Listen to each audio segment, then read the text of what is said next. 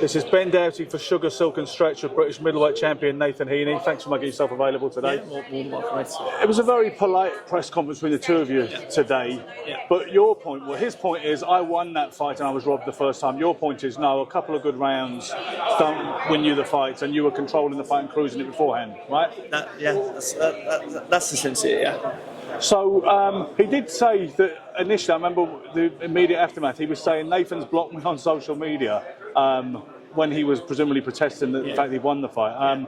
Was that something you got fed up of hearing? No, he's blocked now, because when in the build-up to a fight, I block every single person I've boxed. Just I don't need to see what they're doing. I don't care. Yeah. So I block them, and that's it. So, but obviously, post-fight, I don't then think to myself, I need to unblock this person, because it's. So he was already blocked in the whole build-up. It wasn't. He was blocked about 10 weeks before. Yeah, I mean, on that note, do you like to watch footage of your opponents, or would you prefer your trainer watch it? You always watch your opponents to see what their attributes are like. The styles can change up each fight, so it's pretty much looking at what they're doing, because that could always change. But look at the attributes of them. But Steve's the guy that watches them religiously and puts a plan together to beat them. How has the feedback been since the first fight? Because obviously there's going to be a difference of opinion. There is almost every time there's a big fight that goes a distance. What's the feedback been mostly to you from people, whether it's people in the industry or just fight fans? Within the industry, they all said I won the fight. You had Cam Shears inside, Anthony Fowler inside. You had obviously the commentators, Cole Frampton. The people in the industry, they were the ones that were like, he was winning quite comfortably. Obviously close in the sense of only by 3 rounds, but still the things there. But obviously his supporters are going to say he won, my supporters are going to say I won. That's why I'm trying to show the non-biased portion of it, because our supporters are going to say we each won.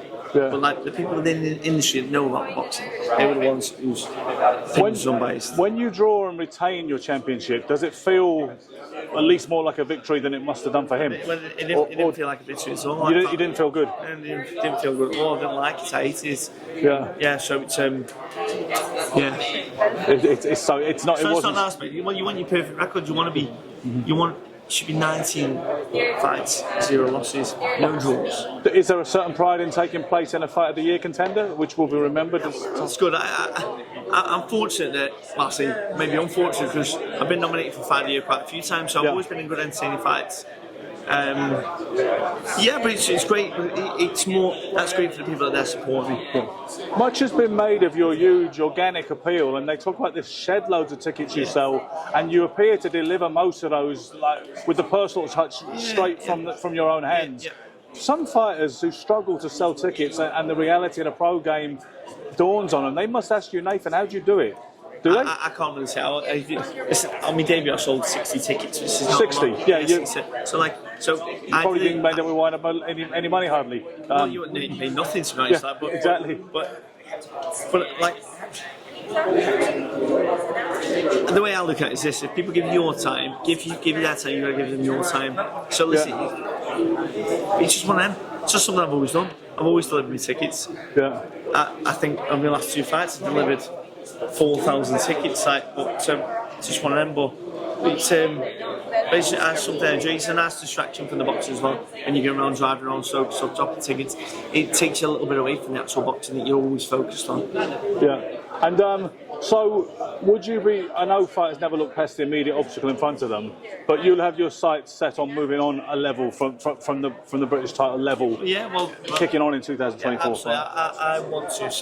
Frank's told the winner of Denzel Bentley versus myself will fight for the world title this year. Now whether that happens or not, I don't know. But I want to fight for the world title. Whether anyone believes I'm good enough, I don't care, because I will do everything I possibly can to become a world champion. I mean, the thing is about being good enough, that's highly subjective in this era anyway, because with the greatest respect, there's a lot of world titles around, relatively, and it is easier to win a world title than for instance, Tony Simpson is coming on a podcast on Friday. In his era, he had a shot at Marvin Hagler, who had the whole thing on lock, and then later on in his life, he got a shot at Dennis Andrews and won against a guy called Frank Tate. It is easier to win a world title, is it fair to say, in this era? Yes, definitely. But in middleweight, you've got Janabek, you've got Laura, and you've got now Adamez. So it's like And Janibek is very unsung, isn't he? There's no easy gimmick. There's no gimmicks there. It's at all. Janibek might be one of the more underrated fighters in the world. Oh, yeah, definitely. Yeah. It's the middleweight division is brutal to get one world title. Well, can I ask you? Do you think is it a good thing there's more world titles available? Some people make that argument. It gives more opportunities to fight. If there was just one world title, you only have to look at how long certain fighters have been held up. Like, let's say Dillian White at the time with the WBC. Yeah. He was held up for that one title for a very, very long time. If there was only one title, there'd be only one opportunity. It does. But then it also creates magical things when, like, obviously, you had the Undisputed at the weekend. Yes. I sometimes wonder if you got unified fights and stuff, so it doesn't work. To be fair, I'm one of those old school whingers who's always complaining like it used to be back in the day, but I've got to concede we've got Inoue, Canelo, Usyk. That's 3 undisputed world champions, which is actually pretty good going. I sometimes wonder if the Saudis are looking to make a unified belt, which people will take more seriously because that's where the money is. I don't know if you have any thoughts. I don't know how that works, but there's no reason why it couldn't happen. But yeah, it is what it is. It gives more opportunities to fight. So as long as it keeps it to the 4 belts, I think it's fine. Okay, Nathan Heaney, British middleweight champion. Thanks for making yourself available today. Thank you very much. Cheers. Cheers, thank you.